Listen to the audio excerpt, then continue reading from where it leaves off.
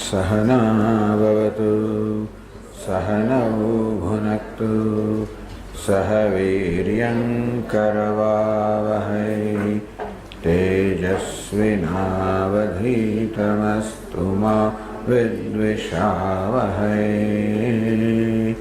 ओम शांति शांति शांति। ओम पूर्णमदः पूर्णमिदं पूर्णात् पूर्णमुदच्यते पूर्णस्य पूर्णमादाय पूर्णमेवावशिष्यते। ओम शांति शांति शांति। श्रुतिस्मृतिपुराणानाम् आलयं करुणालयं नमामि भगवत्पादं शङ्करं लोकशङ्करं शङ्करं शङ्कराचार्यं केशवं बादरायणं सूत्रभाष्यकृतौ वन्दे भगवन्तौ पुनः पुनः।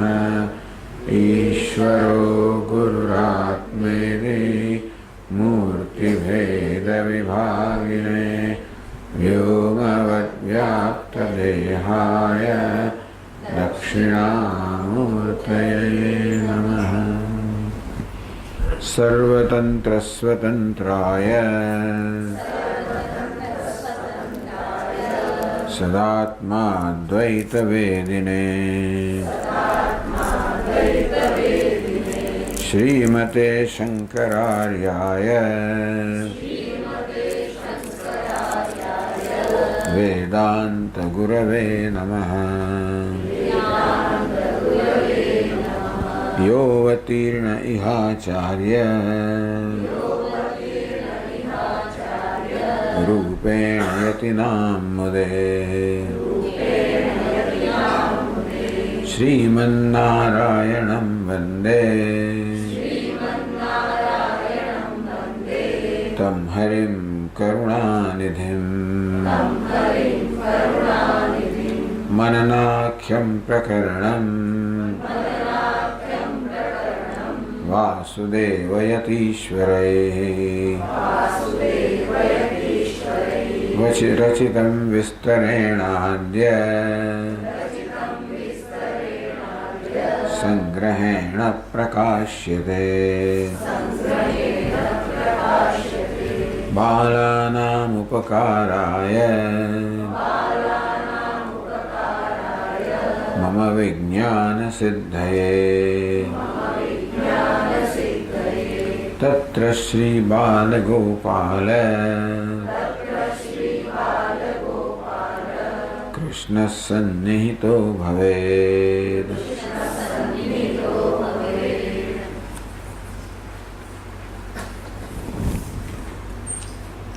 चतुर्थ वर्णक में आप प्रारंभ करो। दुखादि अनर्थः इदानीमस्य जीवस्य दुःखं च जन्म च कर्म च रागद्वेषादि च अभिमानश्च अविवेकश्च अज्ञानं चेति 21वां पाना पर एतेषु पूर्वं पूर्वं प्रति उत्तरोत्तरम हेतु।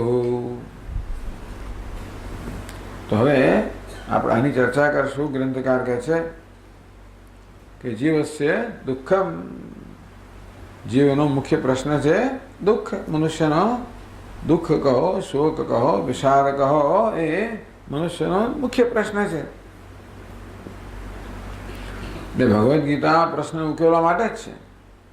શોક અને મોહ જે મનુષ્ય માત્રનો પ્રશ્ન છે એને ઉકેલવા માટે ભગવદ્ ગીતાનો ઉપદેશ, વેદાંતનો ઉપદેશ છે। તો કહે છે કે દુઃખ જન્મે છે એનું કારણ શું? તો કે જન્મ એ દુઃખનું કારણ છે। પૂર્વમ પૂર્વમ પ્રતિ ઉત્તરોત્તરમ હેતુ, જે આગળ આવે છે એનું એની પછીનું જે છે હેતુ છે, કારણ છે। પહેલું છે દુઃખ, એનું કારણ શું? તો કે જન્મ। જન્મ થાય, મનુષ્ય દેહ પ્રાપ્ત થાય, જન્મ મૃત્યુ જરા વ્યાધિ અનેક પ્રકારની બધી અનેક પ્રકારના આધ્યાત્મિક આદિ ભૌતિક આદિ દૈવિક અનેક પ્રકારના દુઃખ છે આ જીવનની અંદર. એટલે આ મનુષ્ય દેહ કહો મર્ત્ય દેહ કહો જેમાં આ ત્રિવિધ તાપ છે એ દુઃખમય છે અને તેથી દુઃખનું કારણ છે જન્મ. જન્મ ના હોય તો દુઃખ ના હોય. જન્મ કેમ છે? કર્મ છે. જન્મ છે કર્મને કારણે પ્રારબ્ધ કર્મને કારણે. પૂર્વ જન્મમાં જે આપણે પુણ્ય પાપ રૂપી કર્મ કર્યા છે એના પરિણામે આપણને આ મનુષ્ય દેહ પ્રાપ્ત થયો છે અને તેથી જન્મ પ્રાપ્ત થયો કારણ કે કર્મ થયું. એ દુઃખ દૂર કરવું હોય તો જન્મ ના હોવો જોઈએ. જન્મ દૂર કરવો હોય તો કર્મ ના હોવું જોઈએ. તો એ કર્મ કેમ થયું? તો કે રાગ દ્વેષાદી કર્મના પ્રેરક બળો કયા છે? રાગ અને દ્વેષ કર્મના પ્રેરક બળ છે. રાગ જન્મે આસક્તિ જન્મે કશી વસ્તુ વગર ના ચાલે. કશા વગર વ્યાકુળ થઈ જવાય. તો આવો રાગ હોય આસક્તિ હોય ત્યારે આપણે એની સાથે રહી શકીએ નહીં. મનમાં રાગની વૃત્તિ જન્મે કે આસક્તિ જન્મે આપણે અસ્વસ્થ બની જઈએ. તેથી કોઈક રીતે એ રાગનો કે આસક્તિનો નિકાલ કરવો જ પડે. કેવી રીતે નિકાલ થાય? જે વિષય પ્રત્યે રાગ છે એને મેળવીને એને પામીને એને ભોગવીને. તો મનમાં દ્વેષ જન્મે તો એને પણ આપણે સહન ના કરી શકીએ. દ્વેષ પણ આપણને અસ્વસ્થ બનાવી દે, વ્યાકુળ બનાવી દે. દ્વેષ એટલે કશી વસ્તુ મારા દુઃખનું કારણ છે, એ હોય તો મારું દુઃખ છે, એના આવવાથી રહેવાથી અનુભવવાથી દુઃખ છે. માટે એ કેમ ન આવે, કેમ ન રહે, કેમ એના અનુભવથી બચી જવું. તેથી રાગ સુખની પ્રાપ્તિ. રાગનો વિષય મળે તો સુખ પ્રાપ્ત થાય, દ્વેષનો વિષય ટળે તો દુઃખ નિવૃત્ત થાય. આમ સુખ માટે સ્વાભાવિક રાગ છે, દુઃખ માટે સ્વાભાવિક દ્વેષ છે. અને તેથી જે વસ્તુ આપણને સુખનું સાધન જણાય એના પ્રત્યે રાગ હોય, જેને આપણે દુઃખનું સાધન માનીએ એના પ્રત્યે દ્વેષ હોય. તો રાગ કે દ્વેષ બે એકેય વૃત્તિનો જન્મ એટલે આદાનમ. તો એ કશીક વસ્તુ પ્રાપ્ત કરવા ઈચ્છે રાગનો વિષય. હેયમ તો હાનમ કશી વસ્તુ દ્વેષનો વિષય ત્યાગ કરવા ઈચ્છે. આમ પ્રાપ્ત કરવાનું કે ત્યાગ કરવાનું આમાંનું કર્મ જન્મે રાગ અને દ્વેષમાંથી. રાગ દ્વેષ કેમ જન્મ્યા? અભિમાનશ્ચ. ઉપાધિમાં અહમ ભાવને અભિમાન કહેવાય. દેહમાં ઇન્દ્રિયમાં મન બુદ્ધિ ઉપાધિમાં અહમ ભાવને અભિમાન કહેવાય. એમાંથી અહંકાર એટલે વ્યક્તિત્વની લાગણી જન્મે, પરિચ્છિન્નતાની લાગણી જન્મે, તો કે અલ્પતાની લાગણી જન્મે, મર્યાદિતપણાની લાગણી જન્મે. તેથી તરત મનમાં જન્મે કે કેવી રીતે આ મર્યાદિતપણામાંથી અલ્પતામાંથી કેમ મુક્ત થવું. તો જે મુક્ત થવાનું આપણને વચન આપે એના બદલે રાગ, જેમ અવરોધ રૂપ થાય એના બદલે દ્વેષ. એટલે અભિમાનમાંથી અહંકારમાંથી રાગ અને દ્વેષ જન્મે. અહંકારને અનુકૂળ હોય એને આપણે રાગ, અહંકારને પ્રતિકૂળ હોય એને આપણે દ્વેષ. અહંકાર કેમ જન્મ્યો? અવિવેકશ્ચ. આત્મા અનાત્માનો વિવેક ન કરી શકવાને કારણે. કે દેહ ઇન્દ્રિયવાળી ઉપાધિ તો અનાત્મા છે, હું આત્મા છું, એનો સાક્ષી છું, એનો દ્રષ્ટા છું, એને અસ્પૃષ્ટ છું, નિત્ય મુક્ત છું. આમ અનાત્માને અનાત્મ રૂપે, આત્માને આત્મ રૂપે ન જાણવાને કારણે અભિમાન જન્મે, તાદાત્મ્ય જન્મે. એટલે કે અનાત્મામાં અહમ બુદ્ધિ જન્મે, અનાત્માને આત્મા માની લેવામાં આવે. અવિવેક. વિવેક એટલે વસ્તુ જેવી છે તેવી જાણવી. અવિવેક એટલે વસ્તુ છે એને કરતા વિપરીત રૂપે જાણવી. આમ દોરડાને દોરડા રૂપે જાણવું નામ વિવેક, દોરડાને સર્વ રૂપે જાણવું નામ અવિવેક. તેમ અનાત્માને અનાત્મ રૂપે જાણવો એનું વિવેક, અનાત્માને આત્મ રૂપે જાણવો અવિવેક. બસ આવો અવિવેક લઈને જન્મ્યા છે કે હવે સ્વાભાવિક રીતે જ આ દેહ ઇન્દ્રિય મન બુદ્ધિ ઉપાધિમાં એને આત્મા માનવામાં આવે જ છે. બસ એવી ટેવ પડી ગઈ છે, સ્વભાવ થઈ ગયો છે. અંતેથી અનાત્માના ઉપાધિના ધર્મોનો સ્વાભાવિક રીતે અધ્યારોપ આત્મા પર થાય. તેથી દેહ જન્મ મૃત્યુ અધીન છે તો હું જન્મ મૃત્યુ અધીન છું એવો ભ્રમ જન્મે. ઉપાધિ દેશમાં કાળમાં વસ્તુમાં મર્યાદિત છે, તેથી હું પણ દેશમાં કાળમાં વસ્તુમાં મર્યાદિત છું એ પ્રકારનો પોતાના વિશે ભ્રમ જન્મે. આ છે વિવેક. એમાંથી દુઃખ જન્મે, એમાં દુઃખનું ઉપાય જન્મે. અવિવેક કેમ છે? કેમ અનાત્માને આત્મા માનવામાં આવે છે? કેમ અનાત્માના ધર્મનો આત્મા પર અધ્યારોપ થાય છે? કેમ આત્માના ધર્મનો અનાત્મા પર અધ્યારોપ થાય? આત્મા અત્યંત પ્રિય છે અને તો દેહના આત્મા દેહ પ્રિય બની જાય. આત્મા હું છે, દેહના આત્મા તો દેહ પણ હું બની જાય. આ પ્રકારે અનેક અન્યોન્ય અધ્યાસ પરસ્પર તાદાત્મ્ય થાય છે અને અવિવેક નું કારણ, અવિવેકના કારણે. અવિવેક કેમ છે? અજ્ઞાનમ. આત્માના એટલે આપણા વાસ્તવિક સ્વરૂપ ન જાણવું કે નિત્ય શુદ્ધ બુદ્ધ મુક્ત છું, માં શુદ્ધ ચૈતન્ય સ્વરૂપ છું, અસ્પૃષ્ટ છું. અનાત્મા દૃશ્ય છે, વેશ છે, હું તો વેશને ધારણ કરનાર છું. આ પ્રકારનો વિવેક જ્ઞાન ન હોવાને કારણે અવિવેક જન્મે, અભિમાન જન્મે, રાગદ્વેષ જન્મે, કર્મ જન્મે, એમાંથી જન્મ જન્મે, જન્મ આવે એમાંથી દુઃખ જન્મે. આ પ્રકારે વેદાંત શાસ્ત્રમાં આ દુઃખ જે છે એના કારણો વિશે જ્યારે ચિંતન કરવામાં આવે ત્યારે આ નિર્ણય પર આવીએ છીએ આપણે કે દુઃખનું મૂળ કારણ તો અજ્ઞાન જ છે. એ મૂળ કારણ દૂર થાય તો જ છેવટે દુઃખ હંમેશ માટે દૂર થાય. વચ્ચેના કારણ દૂર થાય તો દુઃખમાંથી રાહત મળે, પણ હંમેશ રાહત ક્યારે મળે? જ્યારે મૂળ કારણ દૂર થાય ત્યારે. તત્ર દુઃખાદિ ચતુષ્ટયમ ચતુર્થ પંચમ વર્ણકયો વિચાર્યતે. તો આપણા ચોથું વર્ણક છે, પછી આવશે પાંચમું વર્ણક. તો કહે છે કે દુઃખાદિ ચતુષ્ટયમ, દુઃખ, જન્મ, કર્મ, રાગ દ્વેષ, આ ચાર વિષયનો વિચાર આ ચોથા અને પાંચના વર્ણકો થશે. બહુ સરસ રીતે કરે છે, બહુ સુંદર રીતે વિશ્લેષણ કરે છે આ બધી વસ્તુઓનું. તો પહેલી તો વસ્તુ કે દુઃખમ ન સ્વાભાવિકમ. આ દુઃખ આત્માનો સ્વભાવ નથી. આ મોટી વસ્તુ છે. ભલે આપણે જાણે કે સતત દુઃખ અનુભવી રહ્યા છીએ અને આપણા મનમાં આ પ્રકારનો એક નિશ્ચય છે હું દુઃખી જ છું, તો કે નહીં, દુઃખ આત્માનો સ્વભાવ નથી, સ્વરૂપ નથી. એટલે ત્યારથી આ દુઃખ વિશેનો જે વિચાર છે કે ચિંતન છે એનો પ્રારંભ આ પ્રકારના પ્રશ્નથી કરે છે. તો કહે છે 21 પાના પર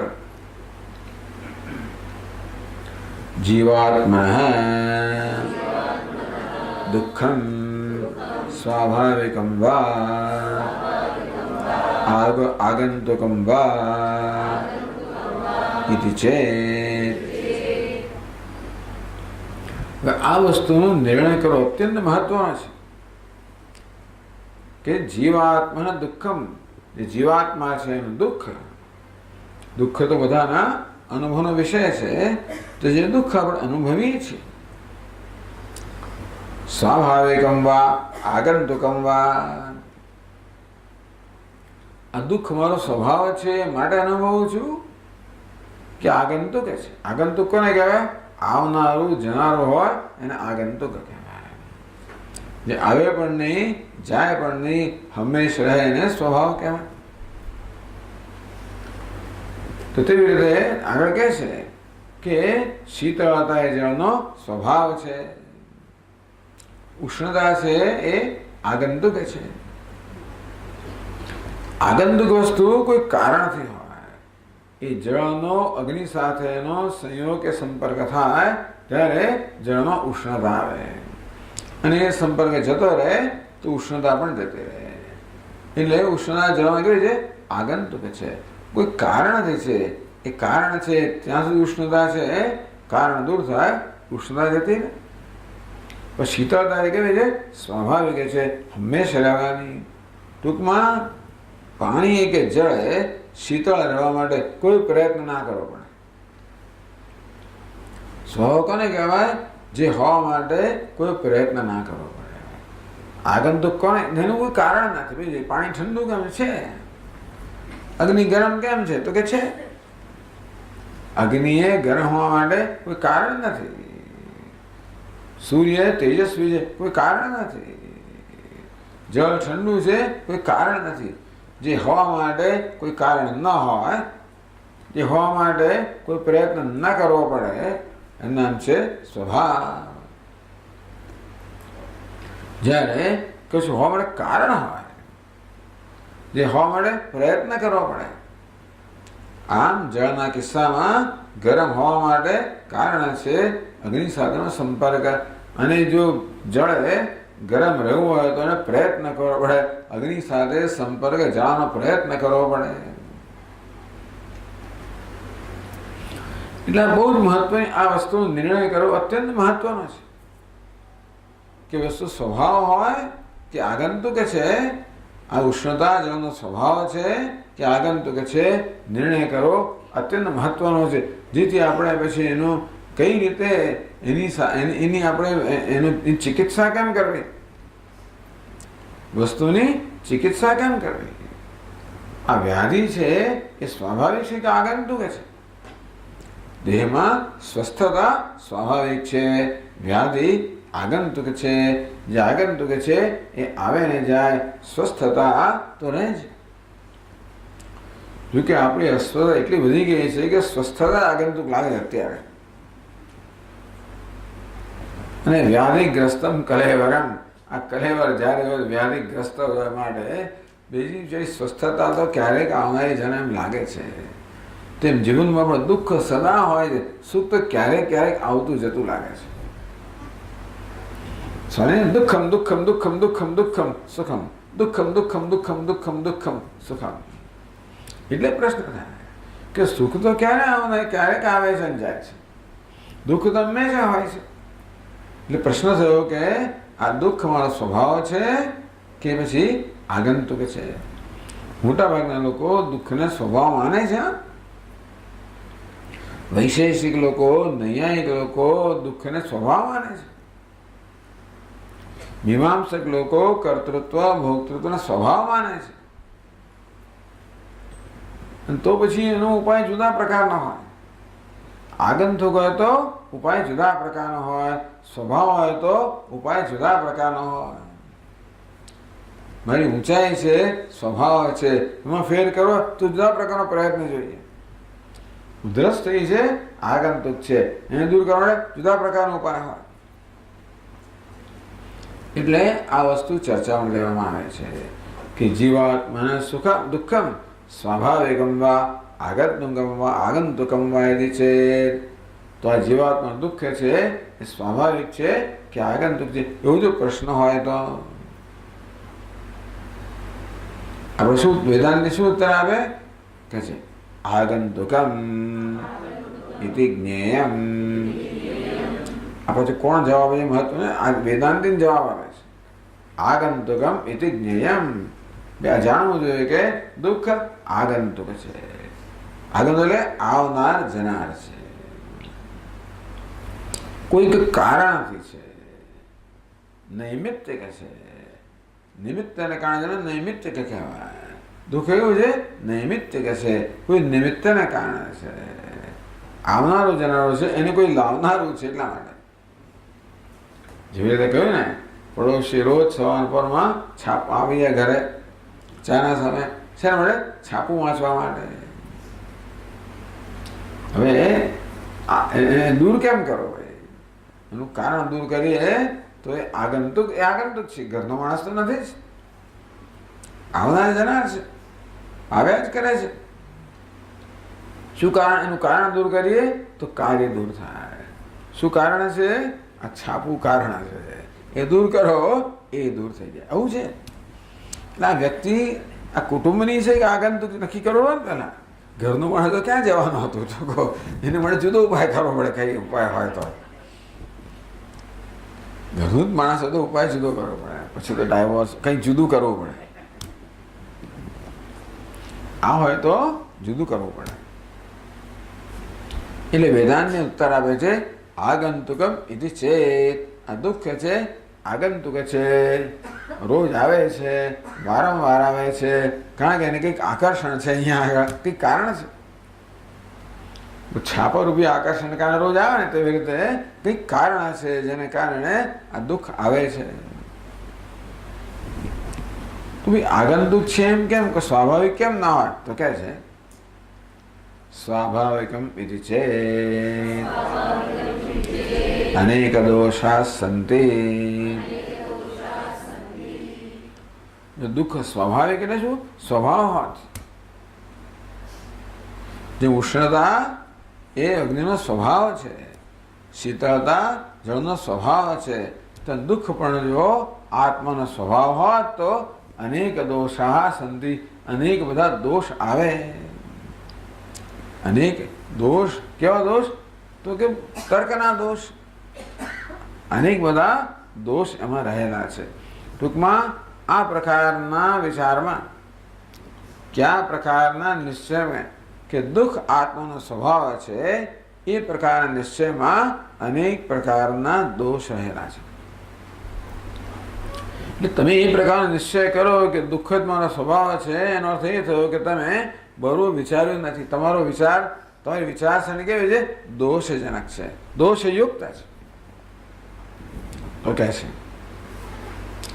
તત્કથમ ઇતિ ચેત. ભાઈ જો દુઃખ આત્માનો સ્વભાવ હોય તો અનેક બધા દોષ હોય. તત્કથન એ કેવી રીતે? એવું જો પ્રશ્ન હોય તો એ કયા પ્રકારના દોષ આવે? દુઃખ જો આત્મા સ્વભાવ હોય તો કયા પ્રકારના દોષ આવે? કોઈ પ્રશ્ન હોય તો ઉત્તર આપે છે અસ્ય જીવાત્મનઃ દુઃખમ સ્વાભાવિકમ ચેત દુઃખ નિવૃત્તિ કદાચિદપી ન સ્યાત સુખમપી કસ્યાપી ન સ્યાત.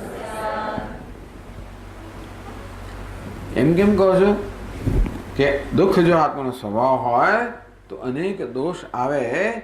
એ કઈ રીતે? તો કહે છે અસ્ય જીવાત્મના દુઃખમ સ્વાભાવિકમ ચેત. આ જીવાત્માનું દુઃખ જો સ્વાભાવિક હોત તો દુઃખ નિવૃત્તિ કદાચિદપી ન સ્યાત. તો ક્યારે પણ દુઃખની નિવૃત્તિ થાત જ નહીં. આગળ સમજાવે છે પોતે જ, જે સ્વભાવ છે એ તો નિવૃત્ત થાય જ નહીં, એ તો જાય જ નહીં. ગમે તે કરો, અગ્નિ તો ગરમ જ રહેવાનું ને. ઉષ્ણતા અગ્નિનો સ્વભાવ છે, માટે ક્યારે પણ અગ્નિ ઉષ્ણતાથી અલગ હોય જ ના શકે. ઉષ્ણતા અગ્નિમાંથી દૂર કરી જ ના શકાય. શીતળતા જળનો સ્વભાવ તો શીતળતા જળમાંથી દૂર કરી જ ના શકાય. તેવી રીતે દુઃખ જો આત્માનો સ્વભાવ હોત તો ક્યારે પણ દુઃખ નિવૃત્તિ એટલે દુઃખ ક્યારે દૂર થાત જ નહીં. દુઃખની નિવૃત્તિની કે દુઃખના અભાવની, દુઃખ ન હોવાની સ્થિતિની આપણે આશા રાખી જ ન શકીએ. સુખમાં બી કશ્યાપી ન સ્યાત. તો દુઃખ સ્વભાવ હોય તો સુખ તો એનું વિરુદ્ધનું છે ને. બે વિરુદ્ધ વસ્તુઓ એક સાથે ન રહી શકે, બરોબર ને? જેમ ઠંડી અને ગરમી એક સાથે ન હોય, કે પછી પ્રકાશ અને અંધકાર એક સાથે ન હોય. આ કહેવાય છે આ બધા દ્વંદ્વ છે, પરસ્પર વિરુદ્ધ જોડકા. તો તેમ સુખ દુઃખ કેવું છે? દ્વંદ્વ છે. એક સિક્કાની બે બાજુ. એક બાજુ હોય તો બીજી બાજુ ના હોય, બીજી બાજુ તો એક બાજુ ના હોય, એવું ખરું ને? તે સુખ અને દુઃખ છે સિક્કાની બે બાજુઓ સમાન છે. દુઃખ હોય ત્યારે સુખ ના હોય, સુખ હોય ત્યારે દુઃખ ના હોય. અને તેથી દુઃખ જો આત્માનો સ્વભાવ હોત તો સુખ ત્યાં રહી ના શકે ને. અંધકાર જો આત્માનો સ્વભાવ હોત તો પ્રકાશ હોત જ નહીં. તેમ દુઃખ આત્માનો સ્વભાવ હોત તો સુખ તો ત્યાં ટકી હરી જ ના શકે. બે પરસ્પર વિરુદ્ધ છે. એટલે સુખમપી કસ્યાપી ન સ્યાત, તો કોઈને ક્યારે સુખનો અનુભવ થયો જ ના હોત. ખરું ને? જેવી રીતે પ્રકાશ એ સૂર્યનો સ્વભાવ છે, તો કોઈ દિવસ સૂર્ય પર રહેનારને કોઈ દિવસ રાતનો અનુભવ થાય નહીં. થાય ખરો? સૂર્ય પર રહેનારને જો રહી શકાતું હોય તો રાત્રિનો અનુભવ થાય ખરો? અંધકાર અનુભવ થાય? ન થાય. જે પ્રકાશ છે તે અંધકાર ન હોઈ શકે. તેમ જે દુઃખ છે ત્યાં સુખ ન હોઈ શકે. તેવી રીતે દુઃખ જો આપણો સ્વભાવ હોત તો સુખનો ક્યારેય પણ અનુભવ ન થાત. થાય છે, ક્યારેક ક્યારેક થાય છે. દુઃખમ દુઃખમ દુઃખમ દુઃખમ સુખમ, ક્યારેક ક્યારેક સુખની પણ આવે છે. કંઈક આપણું એકદમ આપણી ટીમ જીતી ગઈ એટલે છે કટોકટી કટોકટી કટોકટી કટોકટી અને છેલ્લા બોલની અંદર જીતી ગયા. આમ જે સુખની ક્ષણ, સુખનો અતિરેક થઈ ગયો. મારી તો આપણી તો ગઈ મારે દુઃખનો અતિરેક થયો ગઈકાલ તો ભાઈ. સુખનો અતિરેક ન હતો છતાંય જો તમે ન્યુઝીલેન્ડ તરફી હોત તો સુખનો અતિરેક થયો હોત, સાઉથ આફ્રિકા તરફી હોત તો દુઃખનો અતિરેક થયો. મને વળી સાઉથ આફ્રિકા મળે શું કામ આવો પ્રેમ જન્મ્યો? પેલો કે એ કેમ થયું? આપણને શું લાગે વળે ભાઈ એ કે વચ્ચે? મારા મગજમાં આવી ગણતરી, સાઉથ આફ્રિકા જીતે તો હિન્દુસ્તાન આ બાજુ જીતે તો હિન્દુસ્તાન સાઉથ આફ્રિકા રમવું પડે. એમણે હરાવેલા સાઉથ આફ્રિકાને એકવાર. આ સિરીઝમાં ભારતે સાઉથ આફ્રિકા હરાવેલું છે એટલે ફરી હરાવી શકે ને. એટલે સાઉથ આફ્રિકા જો જીતે તો ભારતને હિન્દુસ્તાન રમવાનો પ્રશ્ન આવે. એટલે મને એમ કે પેલા હારી જાય તો આપણી જીતની થોડી તક વધે, એવી ગણતરીઓ મનમાં. બાકી મને શું સાઉથ આફ્રિકા સાથે અને ન્યુઝીલેન્ડ કે મારો દુશ્મનો છે ન્યુઝીલેન્ડ વિચાર.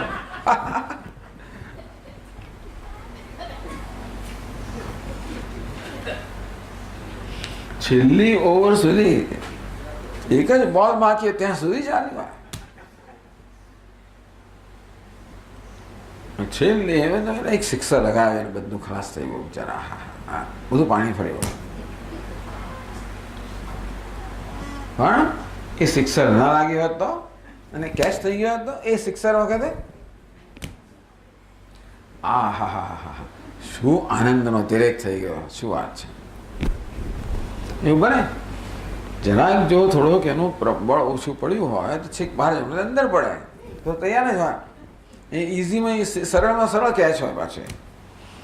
તું કે આપણે કેચમાં તકલીફ અંધારું હતું પાછું ડે નાઇટ અંધારામાં બોલ ખબર દેખાય નહીં તો પછી અજણા એટલું ઊંચો જાય એટલું ઊંચે અદૃશ્ય થઈ બોલ. પછી પેલો આવે ત્યારે ખબર પડે. હા, એ બહુ તકલીફ હતી પાછી આ લોકોએ કેચ ગુમાવવાની. આપણે એક તકલીફ હતી કે બોલ દેખાય જ નહીં. પછી અંધારું પસાર કરીને અજવાળામાં આવે ત્યારે તમને તમારો સમય ઓછો થઈ ગયો હોય ને તૈયાર રહેવાનો. ચાલો જે હોય તે, પણ એટલે શું કરીએ આવું બધું થાય. પણ આપણું ધાર્યું થઈ જાય તો એકદમ સુખનો કેવો અત્યારે આવી જતો હોય છે. તો આપણા સ્વામીજી કે સુખની એક પળ છે ને એ ખરેખર તો આપણો સ્વભાવ છે. દુઃખની 1000 પણ આપણો સ્વભાવ નથી. સ્વભાવ ક્યારેય જાય જ નહીં. એ તો વર્ણન કરે આ બિચારો માણસ કેટલો દુઃખી છે. નોકરી ગુમાવી છે, નોકરીમાં પછી નોકરી યોગ્યતા અનએમ્પ્લોયડ અને એમ્પ્લોયેબલ એટલે ટૂંકમાં એ નોકરી ગુમાવી છે અને નોકરી મળવાની કોઈ યોગ્યતા નથી.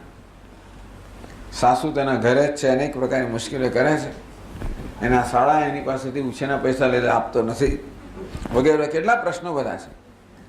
પડોશી આમ કરે છે, પેલો પેલું કરે, ચારે બધે પ્રશ્નો. આ બિચારાના જીવનમાં કેટલા પ્રશ્નો, એનો કેટલો દબાયેલો હોય, કેટલો દુઃખી હોય. એવો માણસ પણ ક્યારેક એકદમ સુખમાં અતિરેકમાં આવી જાય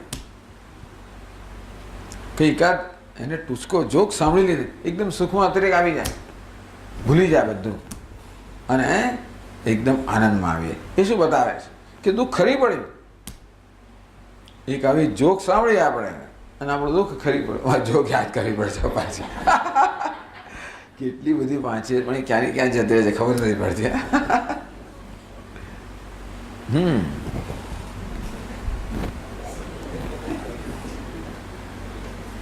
પ્રત્યેક બોધાનંદજી જે બાપુ એક પછી એક કહેવા માંડે, એક પછી એક 25 જો કહી નાખે તમને.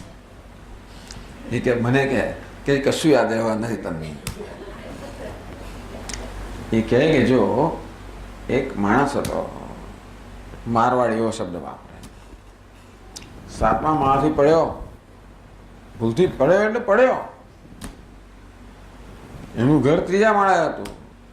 પડતા પડતા ની પત્નીને કહે કે હવે રસોઈ ના બનાવીશ.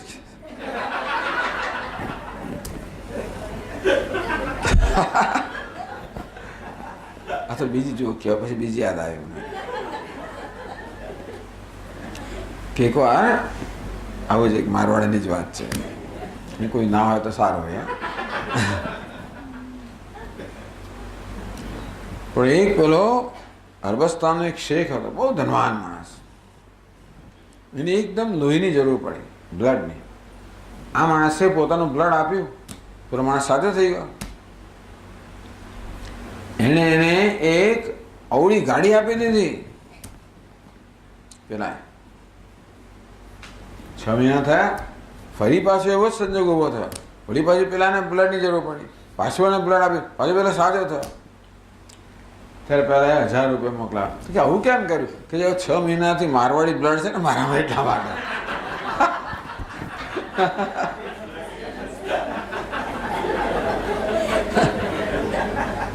આવું બધું ટૂંકમાં ભલા લોકો હસી પડે ને આવું થાય. પણ સ્વામીજી કે જો ભાઈ આ માણસ હસી પડે છે ત્યારે એક ક્ષણ માટે બધા એના પ્રશ્નો સલામત છે. એ નોકરી હજી નથી મળી, કશું ફેર નથી પડ્યો, અને છતાંય પણ દુઃખ છે ને એકદમ નિવૃત્ત થઈ ગયું. ખરી પડે, જે ખરી પડે એ સ્વભાવ ના હોય, જે ખરી ના પડે એ સ્વભાવ હોય. આમ સુખની પળની અંદર દુઃખ ખરી પડે છે. એ બતાવે છે કે એ સ્વાભાવિક નથી, એ આગંતુક છે.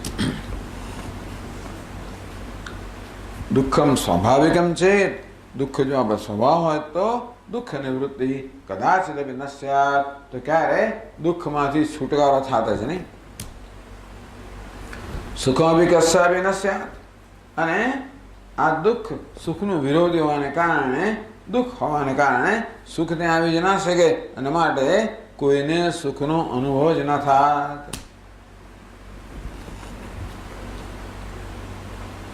ભલે ના થાય, શું વાંધો છે? તો કહે છે શું દોષ આવશે? આ દોષ બતાવે છે. પેલો દોષ કયો કે દુઃખ ક્યારે દુઃખ નિવૃત્તિ એટલે દુઃખનો નિવેડો થાય જ નહીં, દુઃખમાંથી છુટકારો થાય જ નહીં. બીજું ક્યારે સુખનો અનુભવ થાય નહીં, બીજો દોષ. પછી ત્રીજું કહે છે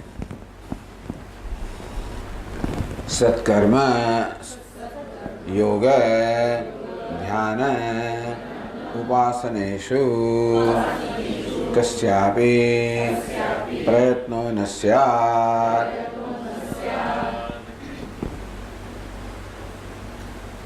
કર્મ કે કર્મયોગ જે ગણવું હોય તે.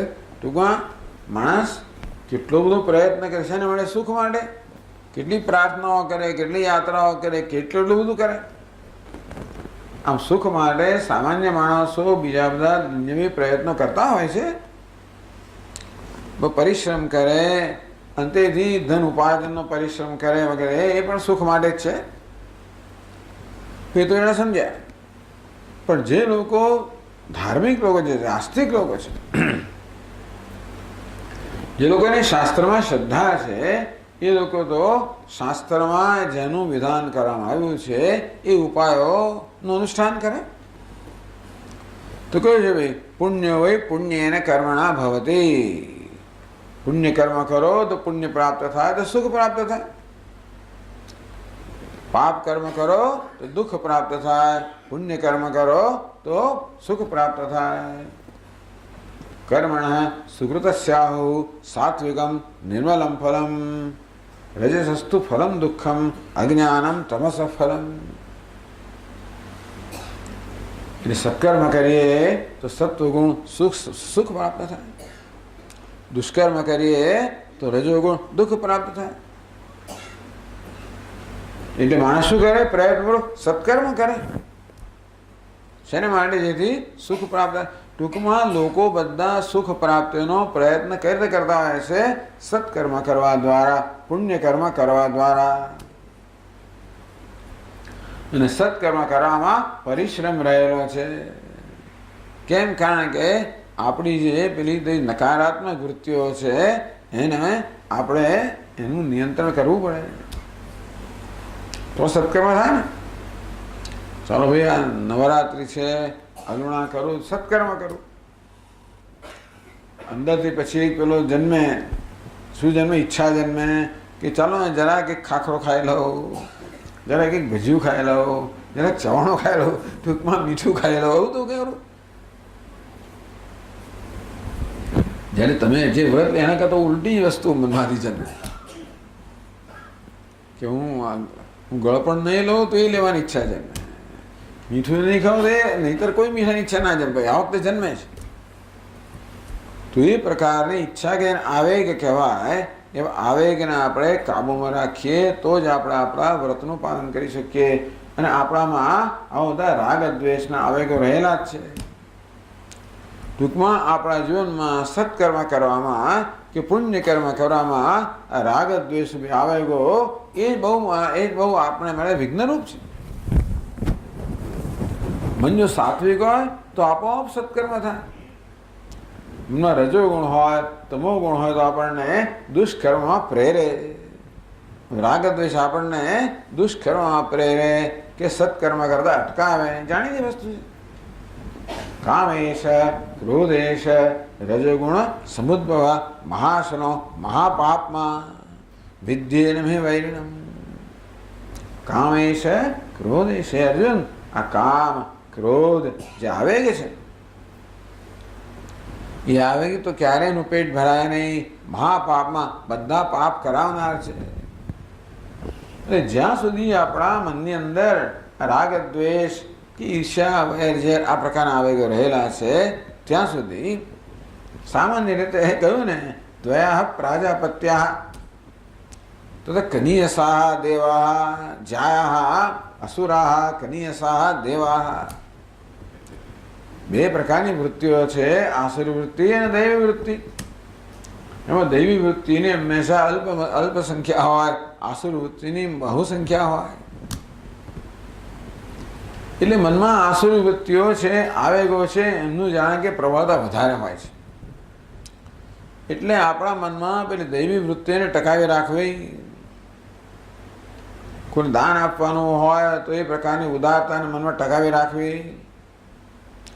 કે વ્રત કરવાનું હોય તો કષ્ટ સહન કરવા માટેનો નિર્ણય ટકાવી રાખવો. આમ કોઈ પણ સત્કર્મ કરતી વખતે આપણા મનમાં જે આ પ્રકારનો આવેગ હોય છે રાગદ્વેષજન્ય, એ આવેગને કાબૂમાં રાખીએ તો જ આપણે સત્કર્મ કરી શકીએ, નહીં તો ના કરી શકીએ. ટૂંકમાં કહેવાનું આવે કે સત્કર્મ કરવામાં કષ્ટ રહેલું છે, પુણ્ય કર્મ કરવામાં કષ્ટ રહેલું છે. ઋષિકેશ જાઓ, ગંગા સ્નાન કે એમને થાય છે. ઠંડા પણામાં ડૂબકી મારવી સહેલી નથી. પાછા મનને બરાબર તૈયાર કરવું પડે.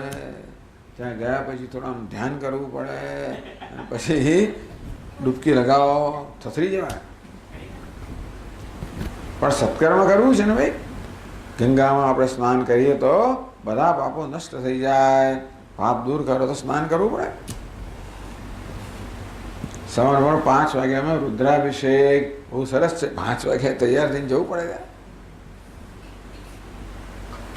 આમ સત્કર્મ, ટૂંકમાં પ્રયત્નપૂર્વક મનુષ્યો સત્કર્મ કરતા હોય છે જેથી એમને સુખ પ્રાપ્ત થાય.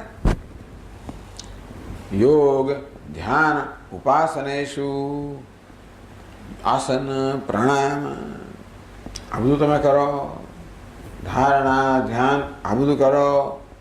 ઉપાસના કરો એટલે કે દેવતાઓની માનસ ઉપાસના એટલે દેવતાની ઈશ્વરની માનસ પૂજા એટલે ધ્યાન જ. આ યોગમાં ધ્યાન ઉપાસના બહુ ફેર નથી, પણ છતાં ઉપાસના એટલે દેવતાનું ધ્યાન. ધ્યાન એટલે કશી વસ્તુનું પણ ધ્યાન હોઈ શકે, એટલા માટે ધ્યાન કરવું. તો ધ્યાન લોકો કરતા હોય છે શેના માટે? ચિત્તની એકાગ્રતા માટે, ચિત્તની શુદ્ધિ માટે ઉપાસના કરે, એ પણ દેવતાનો અનુગ્રહ પ્રાપ્ત કરવા માટે, જેથી આપણને એ દેવતાના અનુગ્રહથી ઈચ્છિત ફળ પ્રાપ્ત થાય. આ બધું લોકો કરતા હોય છે. કેટલું બધું પ્રયત્ન કરતા હોય છે ને, કેટલા બધા વ્રત કરતા હોય છે, કેટલી યાત્રાઓ કરતા હોય છે, કેટલા દેવ દર્શન કરતા હોય છે, કેટલા ઉપવાસ કરતા હોય છે, કેટલી પદયાત્રાઓ કરતા હોય છે, કેટલું બધું કષ્ટ સહન કરે છે. એના માટે સુખ પ્રાપ્ત થાય, દુઃખ નિવૃત્ત થાય. પણ જો સુખ મળવાનું જ ના હોત, દુઃખ આપણો સ્વભાવ હોત, અને માટે એ નિવૃત્ત જ ના થવાનું હોત, અને સુખ દુઃખ સુખનું વિરોધી હોવાને કારણે એ સુખને આવવા જ ના દેવાનું હોત, તો આપણે પ્રયત્ન કરવાનો અર્થ શું? દુઃખ જવાનું જ ના તો સત્કર્મ શું કામ કરીએ? સુખ મળવાનું ન સત્કર્મ શું કામ કરીએ? ટૂંકમાં કોઈ પ્રયોજન વગર તો કોઈ કશું કરે નહીં. કશું કરવામાં કષ્ટ રહેલું છે, અને તેથી કશું કર્મ કરવાનું કષ્ટ હું ત્યારે ઉઠાવવા તૈયાર થઉં જ્યારે એનાથી મારું કોઈ પ્રયોજન સરતું હોય. તો પ્રયોજન વગર કોઈ કરે? કશું મળવાનું જ ના, ખબર છે કે સુખ મળવાનું, તો કોણ આ બધું કરે? ખોદ કોણ કરે? એટલે નીચે કશું પાણી છે જ નહીં, નીચે કઈ એમ કહીએ કંઈ ભંડાર ભરો છે, કંઈ ચરવું છે જ નહીં, એટલે તો કોણ ખોદવાનું છે? ખબર કોઈ ના ખોદે. એટલે કહે છે કે આ બધા ઉપાયો જે લોકો કરતા હોય છે પુણ્યની પ્રાપ્તિ માટે, જેના કારણે પોતાને સુખ મળે, એમાં કોઈની પ્રવૃત્તિ થાત જ નહીં, કારણ કે એ દ્વારા કોઈ પ્રયોજન ન સરતું, ભલે ન થાય. તો પછી કહે છે બીજો દોષ કયો? પછી આગળ કહે છે વેદ શાસ્ત્ર પુરાણાની ચ વ્યર્થાનિ સ્યુઃ ઇતિ જાનીહિ. અરે પણ વેદ શાસ્ત્ર પુરાણો બધા વ્યર્થ થઈ જાય, નિરર્થક થઈ જાય. કે વેદ શાસ્ત્રો પુરાણો આપણને આ પ્રકારનું માર્ગદર્શન આપે છે ને. ટૂંકમાં આપણા જીવનમાં આજે એક પુરુષાર્થ છે સુખ પ્રાપ્તિ, દુઃખ નિવૃત્તિ. એનો અલૌકિક ઉપાય વેદ આપે. તો જે આપણને ખબર ના હોય એ ઉપાય આપણને આપે. અગ્નિહોત્રાદિ કર્મ કરો તો સ્વર્ગ પ્રાપ્ત થશે, આ બધું વેદ કહે. સ્વર્ગ સુખ એ હોય જ નહીં, તો પછી એ મળવાનું નથી. કોણે આ બધું અગ્નિહોત્રાદિ કોણે કર્યા? તો કે આ વેદની જે બધી જાતની આપણે સૂચનાઓ છે, આદેશો છે, ઉપદેશો છે, એ બધું વ્યર્થ જ થઈ જાય ને. એ જે કહે છે એ વસ્તુ થાય જ નહીં. વેદ એમ કહે કે તમે અગ્નિહોત્ર કર્મ કરો તો તમને સ્વર્ગ પ્રાપ્ત થશે, ત્યારે નિર્ભય સુખ પ્રાપ્ત થશે. પણ સુખ જો મળી જ ન શકતું હોય તો પછી સ્વર્ગનો અર્થ ના રહ્યો, તો અગ્નિહોત્ર કર્મનો અર્થ ના રહ્યો. એનું તો વેદ આપણે ખોટું કહે એવું થઈ ગયું ને.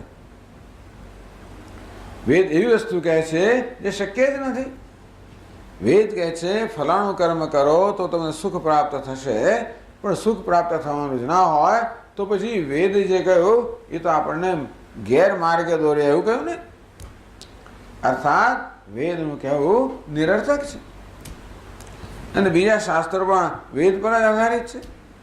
બધા સ્મૃતિ ગ્રંથો જે હોય એ પણ આપણને વેદ પર આધારિત છે. તો વેદમાં કહ્યું હોય એનો જ વિસ્તાર બધો સ્મૃતિ ગ્રંથોમાં થયો હોય. તેથી આ બધા શાસ્ત્રો આપણને સુખની પ્રાપ્તિ, દુઃખની નિવૃત્તિના ઉપાયો કહે છે. પણ સુખ પ્રાપ્તિ શક્ય ના હોત, દુઃખ નિવૃત્તિ શક્ય ના હોત, આ ઉપાયનો અર્થ ના રહે તો ઉપાયનો ઉપદેશ કરનારા તો બધા નિરર્થક જ થયા ને. એ તો ગપ્પા મારે જેવું થયું ને છે, ગપસપ થઈ ગઈ. પુરાણાની છે, પુરાણો પણ વેદની અંદર જે ઉપદેશ છે એને સુંદર વિસ્તાર કરતા હોય છે, સ્મૃતિ પણ કરતા હોય છે. વ્યર્થાની શું, આ બધું વ્યર્થ થઈ જાય, નિરર્થક થઈ જાય. ટૂંકમાં એ બધા અપ્રામાણ્ય થઈ જાય, અગત્ય. ટૂંકમાં આ શાસ્ત્રો કહે છે એના પર આપણે કોઈ પ્રકારનો વિશ્વાસ ના રાખી શકીએ, કારણ કે એ કહે છે ખોટું છે. વેદ કહે છે ખોટું થઈ ગયું, અપ્રમાણ થઈ ગયા. જે વૈદિક લોકો છે ને એ આ વસ્તુ ના સહન કરી શકે. જે આસ્તિક લોકો છે, વૈદિક લોકો છે, એ તો વેદની વેદના પ્રામાણ્યમાં શ્રદ્ધા રાખનારા છે, શાસ્ત્રમાં પુરાણોમાં શ્રદ્ધા રાખનારા છે. શાસ્ત્ર છે ગુરુવાક્ય છે સત્ય બુદ્ધિયાવધારણા. વેદમાં, શાસ્ત્રોમાં, પુરાણોમાં જે કહ્યું છે એ સાચું છે એવું માનનારા છે. એમને કહો કે વેદ પ્રમાણ જ નથી, આ તમારો વેદ તો નકામો છે, તો એ સહન ના કરી શકે, મોટો દોષ થઈ ગયો. એટલે જો તમે એમ કહો કે દુઃખ આત્માનો સ્વભાવ છે તો આટલા દોષ એમાં રહેલા છે એ તમારા કથનમાં. એક તો એ ક્યારે દુઃખ નિવૃત્તિ ના થાય, બીજું સુખ પ્રાપ્તિ ના થાય, ત્રીજું આ દુઃખ નિવૃત્તિ અને સુખ પ્રાપ્તિના જે સાધનો છે સત્કર્મ વગેરે એમાં કોઈની પ્રવૃત્તિ ના થાય, અને ચોથું એ બધા સાધનોનો બોધ કરનારા શાસ્ત્રો અપ્રમાણ ઠરે, માટે વ્યર્થ ઠરે, જુઠ્ઠા ઠરે.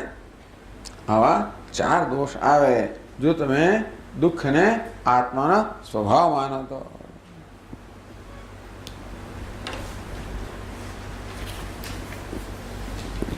તો એમાં શું થઈ ગયું? તો નહીં, તમે જે પ્રકારનો નિર્ણય જીવનમાં કર્યો હોય એ દોષ મુક્ત હોવો જોઈએ.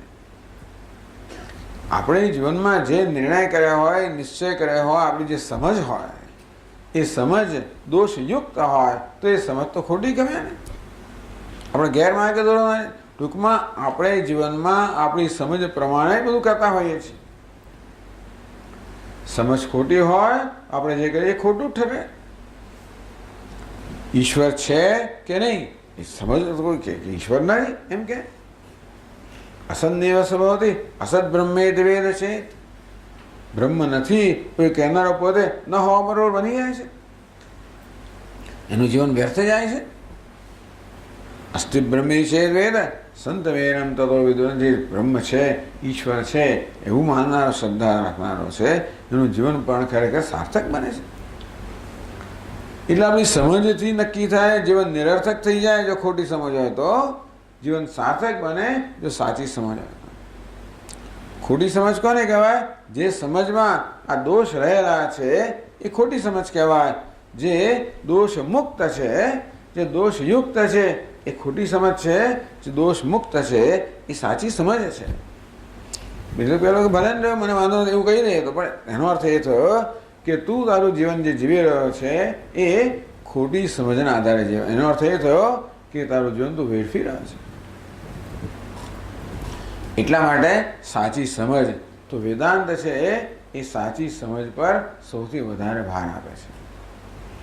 એ કહે છે કે આ બધી ખોટી કે વિપરીત સમજમાંથી આપણા જીવનની બધી સમસ્યાઓ જન્મેલી છે અને સાચી સમજથી બધી સમસ્યાઓ દૂર થાય.